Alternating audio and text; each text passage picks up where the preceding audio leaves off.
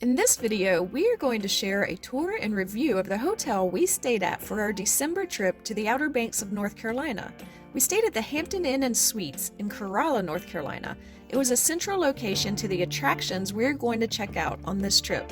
We are especially excited about the view from this hotel and some of the pool options that they had on site, but we'll get to all of that in a minute. We entered the lobby and it was December, so they decorated it very nicely for Christmas. This lobby looked very welcoming with some comfortable chairs and a fire in the fireplace. They had a big Christmas tree, probably 8 or 9 feet tall, some stockings hung from the mantel. This area looked so cozy that, had it not been in the middle of a pandemic, there probably would have been people hanging out here. They do have coffee available 24 hours a day in the lobby. They also have a display of the Mormon collection of seashells in the lobby. They had a lot of cool looking shells to see. And they had a room to the side with the requisite brochure collection promoting attractions and restaurants in the area, as well as an ice machine.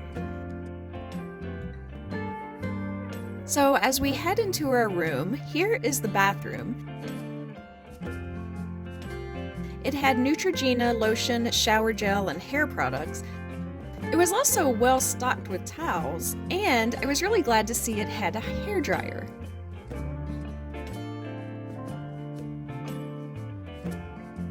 From there, we come to a closet with an ironing board, and a safe, as well as hangers to hang up some clothes. The room had a full-length mirror and a king-size bed.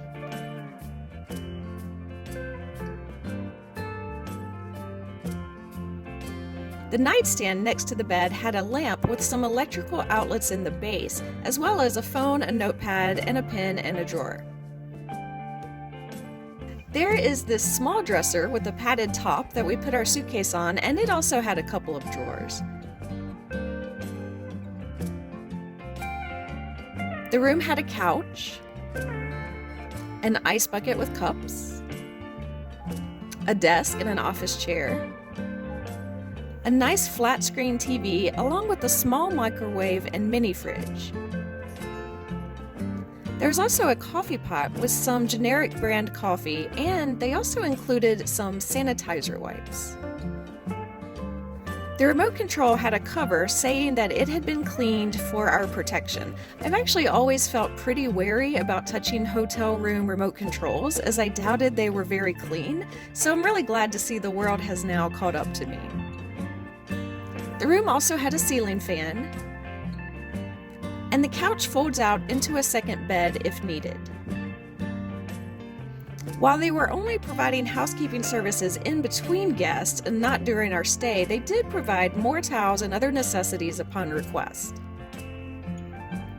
But my favorite thing about this room was the view from the balcony. We were on the second of 3 floors that were facing the beach, so we had a great view from here.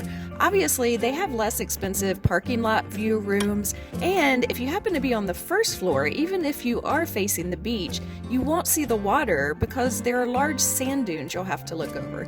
But the second and third floor rooms facing the beach have a really beautiful view. We'll discuss the nice pool area and show you the private beach access in a moment.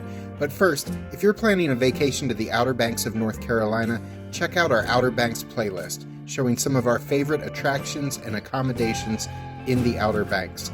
We love this area. And we've got another trip coming up this summer to check out some of the things we haven't filmed yet for this channel.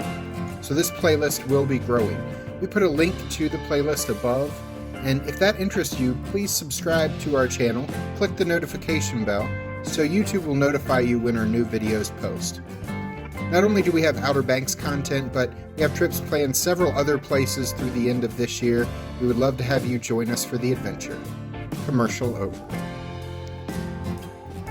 We arrived on a Friday night after 8 p.m. to check in, and most of the restaurants in the area had already closed.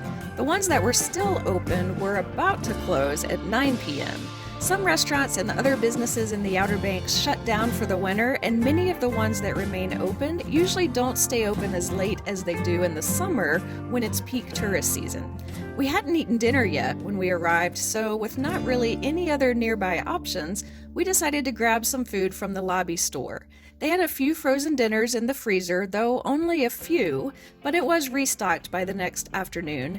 They also had soups and macaroni and cheese to cook in your microwave, along with grab-and-go snacks, soda, beer, including locally brewed Lost Colony brand beer. We actually ate at the Lost Colony restaurant and brewery where these are made, so we'll link that video above. They also had wine from the Biltmore Estate, which is an attraction that we love on the other side of North Carolina. So we made a few purchases and ate a bit in our room so we wouldn't go to bed hungry. They also sell toiletry items, sunscreen, medicines, all the usual things that you can find in a hotel lobby store. This hotel has indoor and outdoor pools. We'll start with the indoor, as that's what was open in December when we were there. But then we'll also show you the outdoor pools as well. The indoor pool area had a hot tub that could seat about 6 or 8 people. It was very relaxing. They also had a square indoor pool that starts at 3 feet and goes up to 5 feet deep. The water was warm during our stay. It was really nice to come in out of the cold of the outdoor attractions that we were checking out during the day and soak in the hot tub and the heated pool. We will check out the outside in a moment, but before we leave the indoors, I'm just going to mention really quick a few of the other amenities they have. They do have a free breakfast. It was simplified from the usual hot breakfast options, so it was mostly pre-packaged food such as cereal, oatmeal, grits, granola bars, and fruit, along with some pre-packaged drinks. The waffle maker, omelet stations, juice dispenser, all of these were off limits due to COVID. They also have a nice fitness center that we looked in, but it was closed due to COVID, so no one was able to work out while we were there. As we post this video in May 2021, I imagine the fitness center and full breakfast options should all reopen soon, if they haven't already. There's a laundry room guests can use, as well as a business center too if you need computer and printer access during your stay. There are a series of pools outside which were covered for the winter, but we got some pictures from the hotel's website to show you. This first one, it's an odd-shaped pool, is actually a lazy river, which is one of my all-time favorite pool features. Pool towels are provided at both the outdoor and indoor pools. They also have an outdoor pool with plenty of seating around it.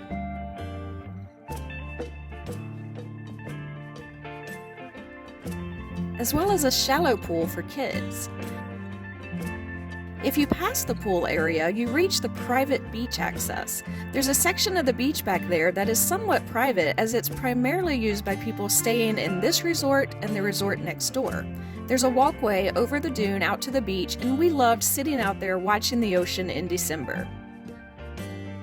If you're there in the summer, you will find yourself with prime beach real estate without the crowds that you'll most likely find at the more public beaches of the Outer Banks. This is a great location for a beach vacation and for checking out many of the attractions at the northern end of the Outer Banks. If you're wondering about the prices, we checked the website for the rates for the rest of 2021 and found rooms going for an average of about $400 a night through June, July, and August. If you go after Labor Day, when the peak summer season has just come to an end, the rates drop down to about $250 a night, and by the time December rolls around, most of the rooms are under $200 a night, with some even just under $150 a night if you don't mind a parking lot view. We really enjoyed this hotel. We would certainly recommend it. At the end of this video, we'll include links to the attractions that we enjoyed, which were just a few minutes drive from this hotel. We went on a wild horse safari on the beaches of Corolla, that was a lot of fun, and we visited historic Corolla Park.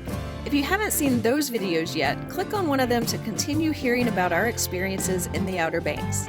I'm Alice. And I'm Jack. And we'll see you the next time we're traveling through.